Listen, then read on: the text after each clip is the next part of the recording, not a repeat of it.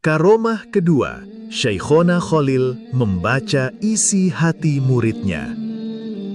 Malam itu, langit Bangkalan terlihat sangat tenang. Angin berhembus perlahan melewati pepohonan di sekitar pesantren. Lampu-lampu minyak menggantung di serambi kayu. Cahayanya kecil, namun cukup untuk menerangi para santri yang sedang membaca kitab. Suara mereka terdengar pelan, bercampur suara jangkrik malam. Di tengah suasana sederhana itu, duduklah seorang ulama besar yang sangat dihormati. Syekhona Khalil Bangkalan. Beliau duduk tenang sambil memegang tasbih. Sorot matanya lembut, dan wajahnya memancarkan keteduhan yang membuat siapapun merasa damai saat berada di dekatnya. Para santri sangat mencintai beliau. Bukan karena karomahnya, bukan karena kemasyhurannya, tetapi karena akhlaknya. Syekhona Khalil tidak pernah merasa dirinya lebih tinggi dari orang lain. Padahal, banyak ulama besar datang belajar kepada beliau. Malam semakin larut.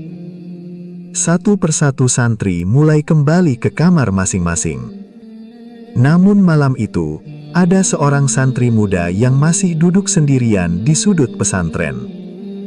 Namanya Hasan. Usianya masih sangat muda. Ia datang dari desa kecil yang jauh dari Bangkalan. Sejak kecil, Hasan dikenal rajin belajar. Ia rela berjalan jauh demi bisa mondok di pesantren Syekhona Khalil. Karena baginya, belajar kepada ulama soleh adalah impian terbesar hidupnya. Namun beberapa minggu terakhir, Hasan mulai berubah. Ia lebih sering diam. Wajahnya terlihat murung. Dan ia sering termenung sendirian setelah mengaji. Tak ada seorang pun mengetahui penyebabnya. Hasan menyimpan semuanya sendiri. Di dalam hatinya, ia sedang menghadapi kegelisahan besar. Ayahnya sedang sakit keras di kampung. Ibunya kesulitan mencari makan. Dan adik-adiknya mulai kekurangan biaya hidup. Beberapa hari sebelumnya, Hasan menerima surat dari tetangganya di kampung. Isi surat itu membuat hatinya hancur.